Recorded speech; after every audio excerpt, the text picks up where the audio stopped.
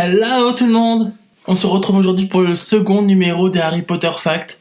J'espère que vous avez tous votre ticket pour le Poudlard Express parce qu'on embarque tout de suite.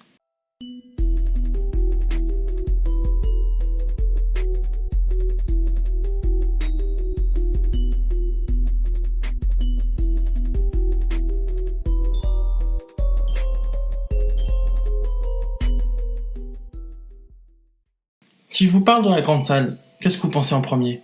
Bah oui, les bougies du plafond, personne ne peut les louper.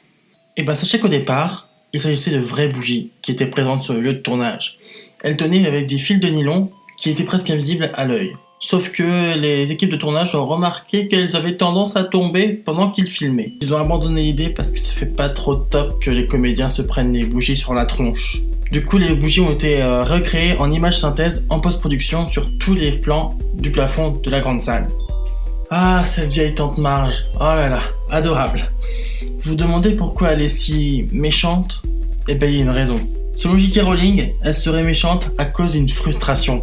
Elle serait amoureuse de son voisin, le colonel Fubster, sauf que ses sentiments ne seraient pas réciproques.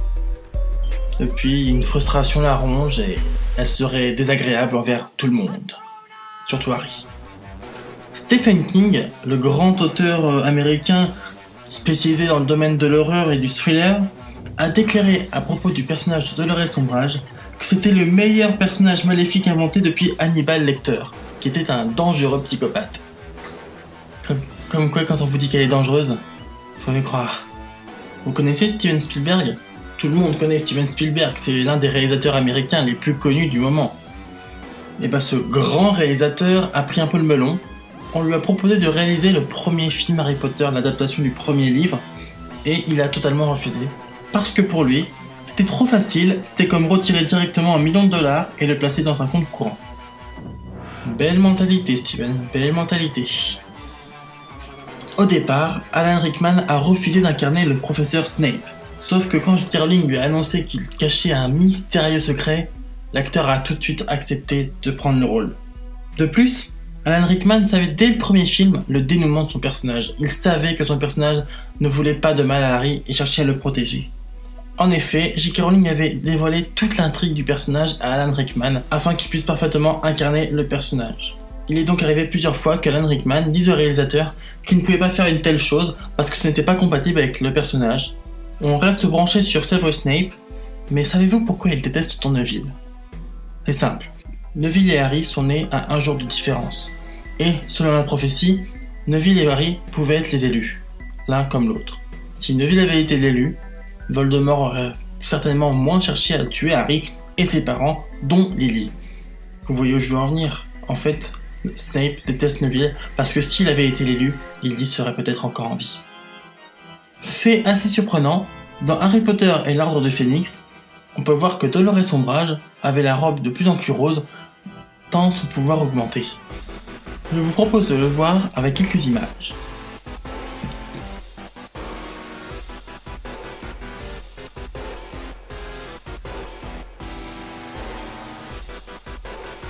Si je vous parle de Peeves, vous voyez qui c'est ? Ceux qui ont lu le bouquin le sauront. Ceux qui ont juste vu les films ne comprendront pas de qui je parle. Peeves est en fait l'esprit frappeur de Poudlard. Le personnage a été casté et un acteur l'a joué, il s'agit de Rick Mayall, qui est maintenant malheureusement décédé. Ce dernier a même tourné des scènes en tant que Peeves, sauf que toutes les scènes qu'il a jouées ont été coupées au montage. Donc jamais le personnage ni l'acteur ne sont apparus dans aucun film. Les détraqueurs, ces monstres assoiffés de joie pour vous rendre triste et malheureux, sont nés dans l'esprit de J.K. Rowling suite à une grande période de dépression. Je pense qu'on peut pas faire plus fort comme représentation de sa dépression. Voldemort, ce personnage vraiment emblématique de la saga, ne ressent aucune émotion. On peut le voir. Franchement, malgré tout ce qu'il a fait, l'horreur qu'il a causé, il n'a jamais été triste. Il y a une raison à tout ça. En effet, Voldemort est né suite à l'usage d'un filtre d'amour. Sa mère était amoureuse d'un moldu, mais celui-ci n'était pas amoureux d'elle. Alors, elle utilise un filtre d'amour et finit par tomber enceinte de Tom Jedusor. Sauf que, comme il n'y avait pas de réel amour, le bébé est incapable de ressentir aucune émotion. Au début de l'écriture de Harry Potter et l'Ordre du Phénix, c'était Arthur Weasley qui décédait dans le tome. J.K. Rowling a décidé que ce personnage vivrait jusqu'à tristement voir l'un de ses fils se décéder. C'est Sirius Black qui mourra au final dans ce tome, renforçant d'une certaine façon Harry. Selon J.K. Rowling, la mort d'Edwige était nécessaire. En effet, elle représentait le passage de l'enfance à l'âge adulte d'Harry. Une petite pensée pour cette belle chouette. On va pas se le cacher, quand J.K. Rowling a dévoilé que Dumbledore était homosexuel, ça a fait tout un scandale. Mais saviez-vous, il était amoureux de Gellert Grindelwald, le mage noir le plus puissant de l'époque. Tristement, il sera obligé de le vaincre dans un duel en 1945 où il remportera la baguette de Suro. Pour finir dans la joie, il y a au centre du parc de l'école de Beauxbatons une fontaine. Cette fontaine aurait des propriétés magiques. Elle pourrait guérir n'importe qui. Et elle porterait le nom de Nicolas Flamel. Voilà, c'est tout pour aujourd'hui. J'espère que ça vous a plu. Vous pouvez toujours me suivre sur mon compte dédié à Harry Potter, qui est sur votre écran, et le lien est dans la description au pire. Et vous pouvez me suivre sur mes autres comptes pour suivre mon actualité. À la semaine prochaine!